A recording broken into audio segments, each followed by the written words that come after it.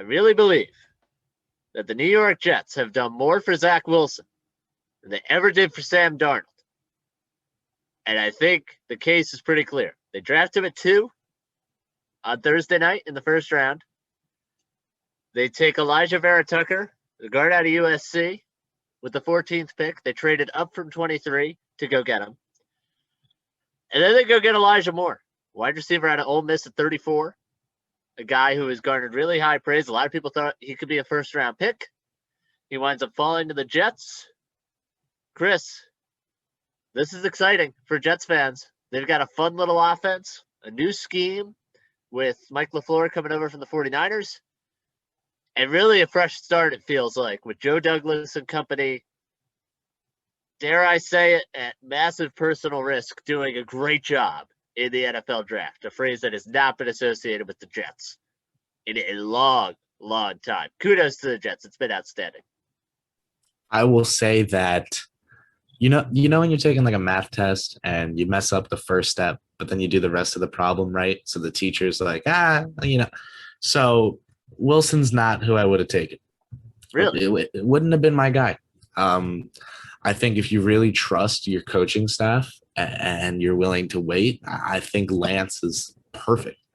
And then if not, I just think Fields is the better football player. However, I'm going to give the Jets a lot of partial credit here on this question, because once they did take Wilson, they made absolutely great decisions across the board to help him in his rookie year not have to deal with the many, many pitfalls of Jets football that Mr. Darnold did indeed have to face. I mean, between having someone like Davis, a receiver with talent like Moore, and someone like Mims already in the building developing, this is a good little landing spot for Zach Wilson now. This team has transformed itself into a team that definitely needs to make some changes before they're ready to harbor a young quarterback, to a team constructed to harbor a young quarterback. And how well it goes or anything like that is up to, the fate of the season. But I think Jets fans can be confident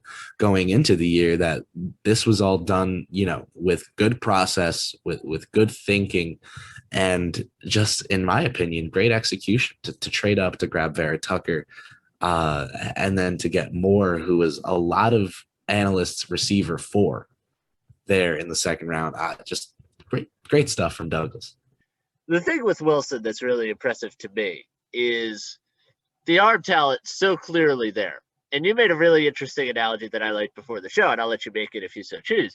But, Justin Fields, let's just say at times makes some reads that are mind-numbing.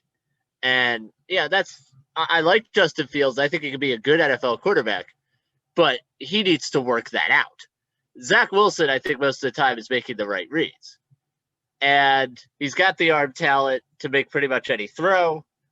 They've gotten him the offensive line, which I think is enormous, because part of his success at BYU last year was he had an offensive line that was really, really good. Guys like Brody Christensen, who was taken last night, and you've got, an older offensive line, just by virtue of it being BYU, a lot of guys who are 24 and 25 years old. And nonetheless, Zach Wilson really successful. When he gets time to throw, he's shown that he can be really successful. So I think shoring up the left side of that offensive line, absolutely huge for him. So I think they put him in a really good spot. And I hesitate when I say this, but I think he could be the guy. I don't want to get too far ahead of myself, but they've put him in a really good spot with the line, with the receivers.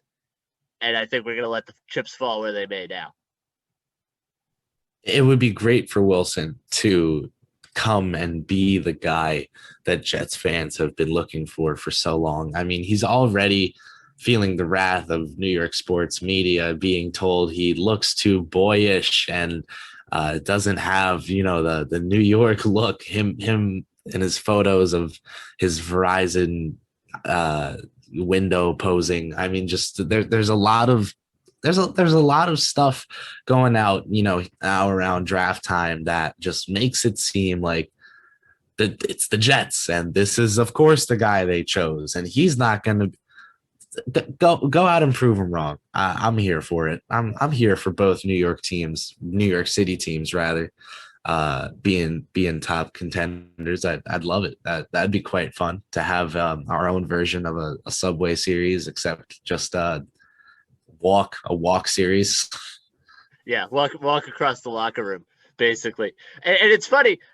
I saw the Zach Wilson tweet. So he was standing in front of the mirror, and he looks like he's 14 years old, and he's standing there. And I saw one tweet that made me spit out my drink, where he said, whoever tweeted it said that Zach Wilson is getting ready to drop 400 yards on Don Bosco. Now, I went to Bergen Catholic, okay, and that was pretty on the nose, although I will say Bergen Catholic's last quarterback, Johnny Langan, who's now at Rutgers, has Wilson beat by about 40, 50 pounds. So that's a little disrespectful to us.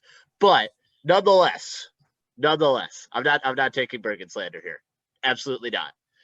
But it was a funny tweet. No BC digs. No, but I will say it was a funny tweet, and I threw it a like because it was funny. But they've given him the offensive line. I love this pick of Elijah Moore. Now, here's the problem with the Jets, okay? Their quarters are terrible. Their defense as a whole is not very good.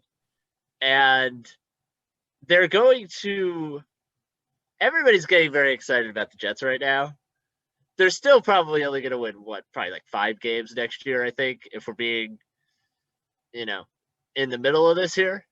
Because here's the deal. You've got a solid offense. You've got a good receiving core now. You've got, you think, a good quarterback.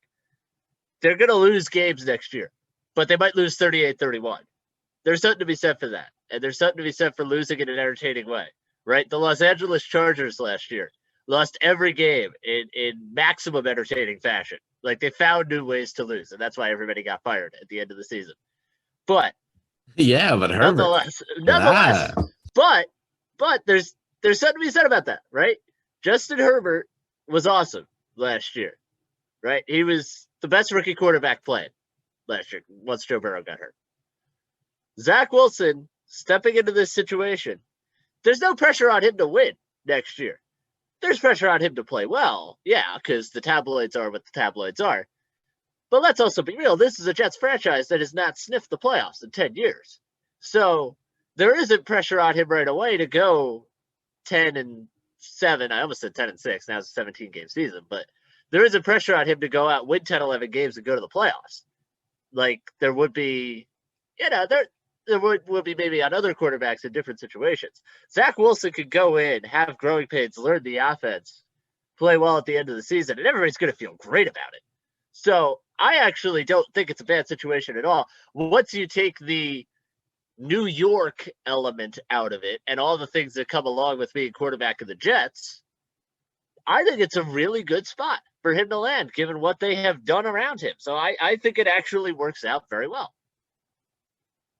Just, as we said, and as you just covered, the pieces put into place to help Wilson grow up in the NFL, which, as we just mentioned again, a lot of people think he needs to do, is grow up. I mean, for Wilson to be able to be raised by LaFleur in that system, it should go well. I think with the talent they have and with the throws we know Wilson can make and just the intelligence that coaching staff is bringing in and the playbook, and like that should work. That should be a more than adequate first year of development for Zach Wilson.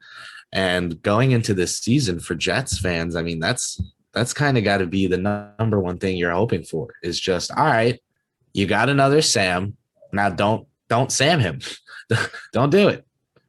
I'm old enough to remember when Sam Darnold was the guy, right? Everybody got excited and, oh my goodness. And then they changed the front office and Sam Darnold wasn't the guy. But that is what it is. And should just touch on just briefly before anybody brings it up in the car or online. Elijah Moore, the guy the Jets took last night, if you remember the Egg Bowl a couple of years ago, he was the guy who in the end zone, pantomimed a dog on his walk and cost Ole Miss the Egg Bowl, basically, or a chance to win the Egg Bowl, because they moved the extra point back, and then the kid missed the extra point.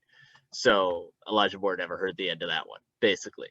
So that's the guy the Jets took. Now, I'm not holding that against him because everybody learns, and I'm sure Elijah Moore has learned a lot from that, and he said as much last night, but should be mentioned.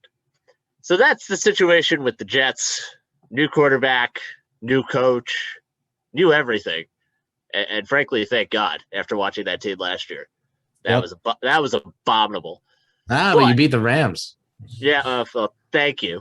That's nice. It got us a lot, didn't it? Yeah.